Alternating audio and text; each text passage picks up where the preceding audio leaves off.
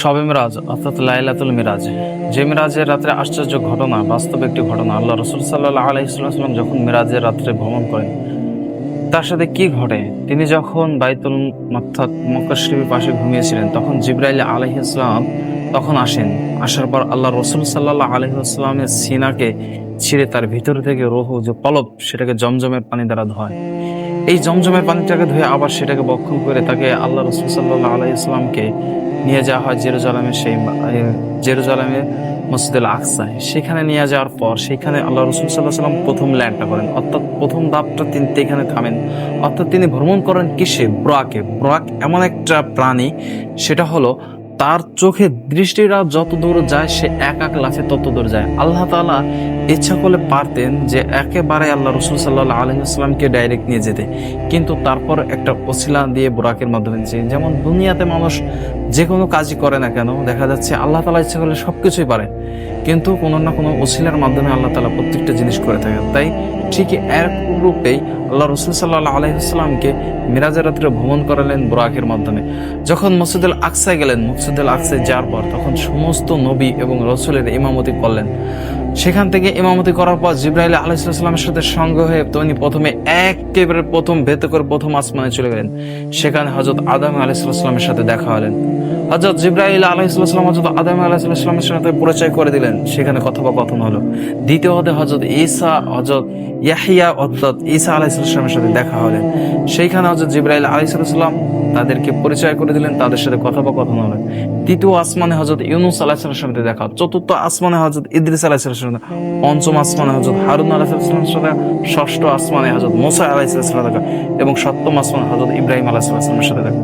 এরকম এক একটা আসমানের সাথে এক একটা নবীর সাথে দেখা, এবং প্রত্যেকটা নবীকে জিবরাইল আলাইহিস সালামের সাথে পরিচয় এবং নবী রাসূলের সাথে পরিচয় করলেন। পরিচয় করা হওয়ার পর যখন আল্লাহ তাআলার আরশে অর্থাৎ আল্লাহ তাআলার সিরাতুল মুনতাহায় যখন যাবে, তখন জিবরাইল আর যেতে পারলেন না। জিবরাইল থেমে গেলেন, অর্থাৎ আল্লাহ তাআলা নিজেই চলে গেলেন। আল্লাহ রাসূল সাল্লাল্লাহু আলাইহি ওয়াসাল্লাম তখন নিজেই চলে গেলেন আল্লাহ তাআলার কাছে। যার পর আল্লাহর সাথে দেখা হলেন, কথা হলেন, সাক্ষাৎ হলেন। অর্থাৎ তারা পাশাপাশি বসলেন, অর্থাৎ যখন এতটা কাছাকাছি বসে বললেন। এখানেও আল্লাহ রাসূল সাল্লাল্লাহু আলাইহি ওয়াসাল্লামের উম্মত যারা নবীর উম্মত, আল্লাহ তাআলা তাদের সাথে এরকম সাক্ষাৎ করবেন। যারা এই উম্মতরা যারা একবার সিজদায় আল্লাহ তাআলার পায়ে সিজদায় দেবে, অর্থাৎ তাদের মাঝখানে কোনো পর্দা থাকে না। আল্লাহ তাআলা বলেন, এই নবীর উম্মতের যখন আমার কুদরতে পায় তারা সিজদা করে, অর্থাৎ মাঝখানে কোনো পর্দা থাকে না, আমি তাদের সাথে কথোপকথন বলি, তারা আমার কাছে যা চাইবে আমি তাদের কাছে পাই দেবো। অর্থাৎ আমরা এমন নবী পেলাম, এমন নবীর উম্মত হতে পারি, আমরা একটা আদর্শকে গঠন করতে পারি নাই। আমরা যদি ওই নবীর একটা আদর্শকে আমরা যদি নিজেকে গঠন করে নিতে পারতাম, তাহলে আজকে দেখা যেত আমরা আজকে কামিয়াবি হয়ে যেতাম। হাসরের ময়দান কামিয়াবি হয়ে যাবে। আল্লাহ রাসূল সাল্লাল্লাহু আলাইহি ওয়াসাল্লাম কবর থেকে কাঁদতে কাঁদতে বের হবে, আর জিবরাইল করবেন, জিবরাইল আমার উম্মতরা কোথায়? আমার উম্মতরা আমাকে রিসিভ করতে আসলো না। আর জিবরাইল আলাইহিস সালাম বলবেন, ইয়া রাসূলুল্লাহ, এই কাবার কসম, আপনি ব্যতীত আর কেউ ওঠেন নাই। আল্লাহ রাসূল সাল্লাল্লাহু আলাইহি ওয়াসাল্লামকে বসার জন্য অনুমতি দেবে। আল্লাহ রাসূল সাল্লাল্লাহু আলাইহি ওয়াসাল্লাম বসবেন না। তিনি বলবেন, আমি তো দুনিয়াতে আমার বান্দাদের, আমার উম্মতদেরকে আমি কথা দিয়ে আসছিলাম যে হাউজে কাউসারের পানি আমি নিজ হাতে পান করাবো, আমার সেইখানে যেতে হবে, মিজানে এবং পুলসিরাতে আমার দৌড়াদৌড়ি করতে হবে। তিনি বসেন না। উম্মতের যদি এতটা দরদ, আজকে আমরা সেই নবীর আদর্শকে ভুলে যে আমরা অন্য পশ্চিমাদের ইহুদি খ্রিস্টানদের আদর্শকে পালন করি। নবীর আদর্শ নিয়ে যদি একটা আদর্শ নিয়ে যদি আমরা কবরে যেতে পারি, হতে পারে ওই একটা নেকেই আল্লাহ তাআলা জান্নাতের ব্যবস্থা করে দিতে পারে।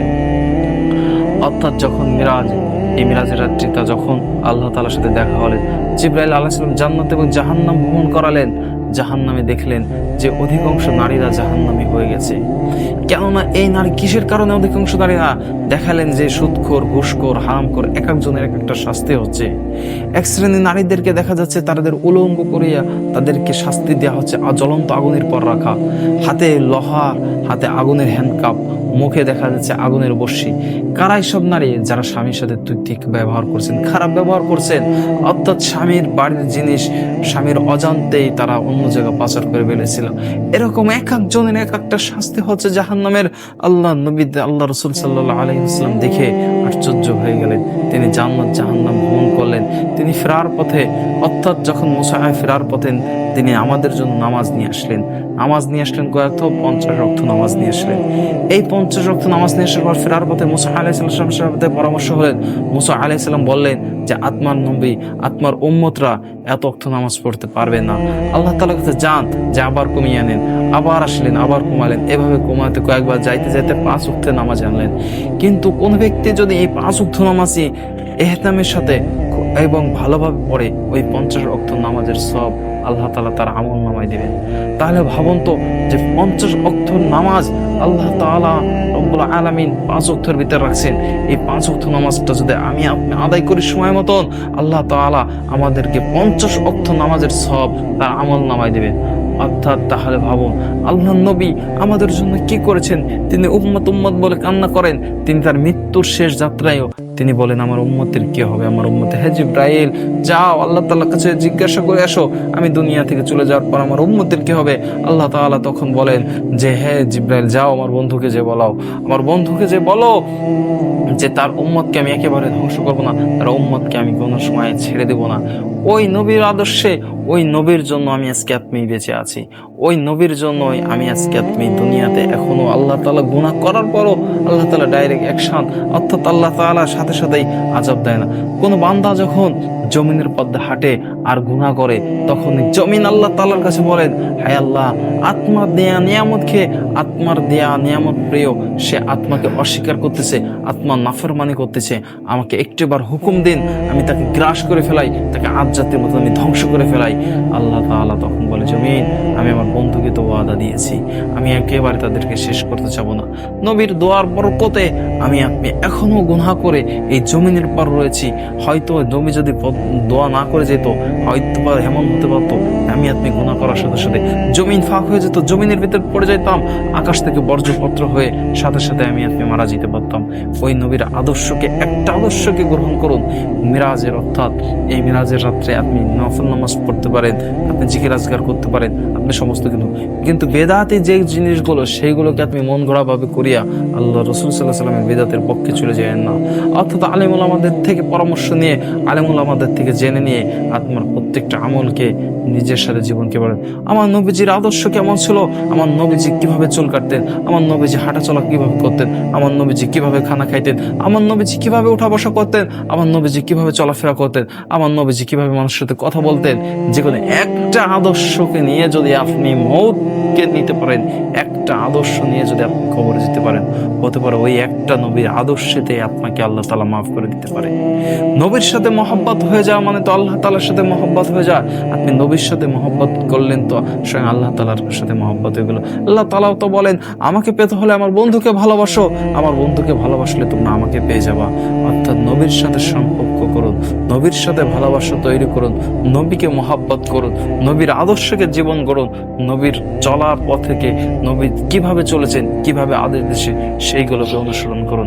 দেখবেন আপনি সমস্ত দুনিয়াবি ও আখিরাতি দোজাহানে কামিয়াবি পেয়ে গেছেন। নবীজির প্রতিটি আদর্শকে ফলো করুন। নবীজি কিভাবে খাওয়া করছেন, প্রত্যেকটা বিষয়ে নবীজিকে ফলো করে জীবনকে গঠান। দুনিয়া আত্মার পায়ের নিচে হাজির হয়ে যাবে। দুনিয়ার পিছে ছোটা লাগবে না।